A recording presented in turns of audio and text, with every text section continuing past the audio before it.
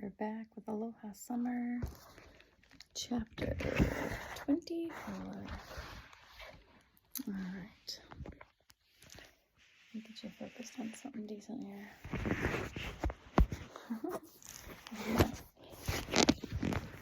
All right, how was that? My Lord, John. That's about all Mama could say when I yelled at her, and she came out of the house and saw the fish tied to Ginger's saddle horn. Daddy followed her. What in the world is that? He gasped. That thing's huge. I smiled proudly and swung down from the saddle. It's an ahi, a tuna. The Hawaiians call it a firefish. That's 'cause your hands get so hot trying to pull 'em in, the rope feels like it's on fire. I held my hands out toward them. Mama let out a little gasp when she saw the busted blisters and blood on my hands. Daddy just shook his head. We thought it was a ulua, I said. That's what we were fishing for anyhow. But when I tried to wrap the rope around my hand to help hold it, Makali jumped clean over Kalola and thumped me upside the head. He could tell it was an ahi, even while the thing was still way under the water. He said if I wrapped the rope around my hand, it would end up yanking me in the water, and I'd be feeding the fish instead of catching it to feed myself. I untied the rope. Ginger shied to the side when I took the fish loose. She hadn't much cared about carrying the big floppy thing up the hill in the first place. When I had it off, I laid it on the porch, folded my arms, and smiled up at Mama and Daddy. Ain't bad for my first time fishing, is it? I boasted. How many of these did you get? Daddy frowned. The smile tugged clean up to my ears. Just this one, but it took me the biggest part of the day to land him. Did it all by myself. We're going again tomorrow. Can I? And if we catch more than one, we're going to go around the island to Keomuku. Makalai says that ahi run in schools, whole bunches of them together. We're going to try to catch us some more. If we do, we're going to go over to Keomuku and share what we catch. Fishermen always share their catch. Anyway, Hawaiian fishermen, that's what they do. Can I go? Huh? Can I? Please? I got a knife from the kitchen and cut off fillets of the tuna. Makalai already had it gutted. He had taken a big chunk off one side for him and Kalola. I cut the meat off the bones, only instead of looking neat and clean like the old man had left it, well, my filleting was kind of messy. I didn't get the meat off very well and left good big chunks of meat hanging on the bone, but with a little practice. Mama baked part of it in the oven. The rest she put in the icebox, down next to the ice so it would save. We ate until we were might near ready to bust. Afterwards, Daddy and I helped with the dishes. Then Mama and Daddy settled down in front of the radio and I went out on the porch. It wasn't long before Daddy came out to join me. You and Mama decide if I could go fishing tomorrow? I asked. Daddy didn't answer. He made a grunting sound when he sat down on the porch beside me and patted his full tummy. We're still thinking on it, John. Only, I think there's something you and I need to talk about first. Something about the tone of his voice sent a little chill racing up my back. I leaned against the post beside me and turned to face him. Okay, I said. More like asked. He cleared his throat, then he sat for a long time, staring out at the pineapple fields before he cleared his throat again. Jose de los Santos and me have become pretty good friends, he began. We work together and all the stuff. He's been here on Lanai for 3 years, knows a lot of people. He lowered his head and looked up at me. Jose knows some of the Hawaiians, too. I didn't say anything when he paused. All of a sudden, I wished I hadn't eaten so much baked fish. That's 'cause the knot that yanked in my stomach made me feel like I was going to throw up. Jose tells me there's only one Hawaiian family on this side of the island.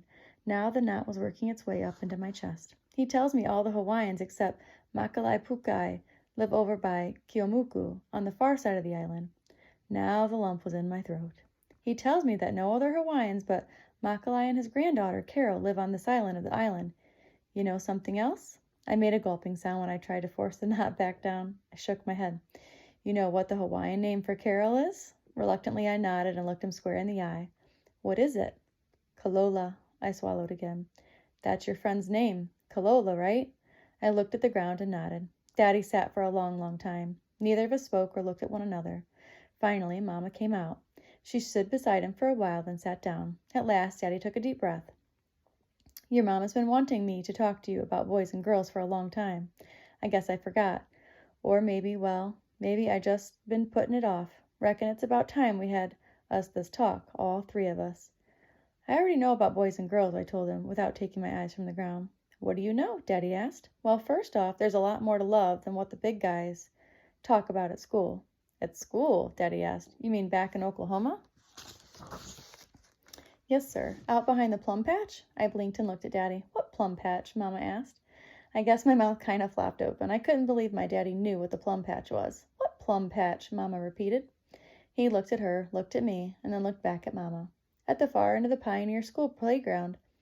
Then, as if answering the look on my face, he shrugged. Okay, it's an old plum patch. It was there when I was going to school. He turned back to Mama. Guys talk about stuff, okay? I nudged him with my elbow. Girls do too, I confided.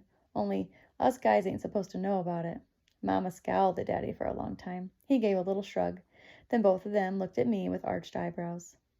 Well, anyway, okay, I stammered. Everybody talks about that stuff. You know, whispering and giggling and all that. Only they hardly ever talk about love. Mr. Pukuai says that young folks always go about it the wrong way. Says if people knew about love first, then there wouldn't be any need for whispering and giggling or feeling guilty. Says they wouldn't be so mixed up. So you're getting information from Mr. Pukuai, right? Daddy frowned. I shrugged. Well, like I said, I heard some stuff from the big guys at school. But the important things, the real important things, that's what Mr. Pukuai told us about. Us? Mama's eyes were as big around as melons. Her eyebrows almost touched her bangs. You and me and Carol. You talked about the birds and bees. You talked about that with a girl? I looked her square in the eye. No, Mama. What we talked about was love, because without love, all that other stuff ain't nothing but empty. I'm going to go on to chapter 25. Reckon there was a time when talking to my own Mama and Daddy about the things we spoke of. Well, it would have been the most embarrassing thing in the world. There was a time back in Oklahoma when I probably would have died at even the thought of such a thing. But that was before Makalai Pukuai. As I remembered his gentleness, his words, I wasn't embarrassed at all. I told Mama and Daddy most everything, from not having any friends at school to how Mr. Munro tricked me into giving Kalola a ride. I told them how Kalola and I became best friends and how I didn't tell them because I didn't want them making fun of me and talking about a girlfriend. I went from that clean on to what Makalai Pukuai had told us about Aloha. How long we talked, I'm not sure. It was way into the night. Fact was, I didn't feel like I got hardly any sleep at all when Mama and Daddy got me up the next morning. Daddy walked over to the Jacobses and told them that he and Mama had something important to do and wouldn't be at work today. As soon as he got back, we took off down the hill. Mama rode Ginger. Daddy and I walked. There's 4 kinds of love, right? I nodded. Reckon there's more, but 4 main kinds. There's the love of knowledge. Daddy clamped 3 fingers down with his thumb and stuck out his index finger. That's like black words on a white page. Dr. Smith, Mama called, leaning down from Ginger's back. Remember the math professor I had at Oklahoma College for Women? She would rather do a math problem than eat. Don't even think she had a family. She nodded her head, then kind of frowned. And the second kind of love is for money or possessions. Daddy looked over his shoulder at her and stuck up another finger. Met lots more than one man in my life who loved things. 6 Carlton, over to El Reno. That man spent his whole life trying to buy up land, wanted to own the whole state. And Wes Humphrey at the Model T dealership. Man's, excuse me, man's so tight with the dollar, he squeaks. Not just men. Mama shook her finger back and forth. Bessie McGarden's got so much gold jewelry collected in her house, she could start a bank. Daddy held up a third finger. Then there's the love a man and a woman have. And Daddy kind of skipped over the third kind real quick, kept his thumb against his palm and held 4 fingers out at his side. The 4th is the love parents have for their child. That's the important one, I told him. Makalai says it's the only real love there is, but it ain't just the love parents have for their kid. It's that kind of love. You said it's a real and selfish kind of love? Yes, sir. That's what Makalai Pukuai said. It's the kind of love you just give, just 'cause it's somebody you care about. You love them and you don't expect nothing back. I'm really looking forward to meeting this friend of yours. Daddy's pace seemed to quicken.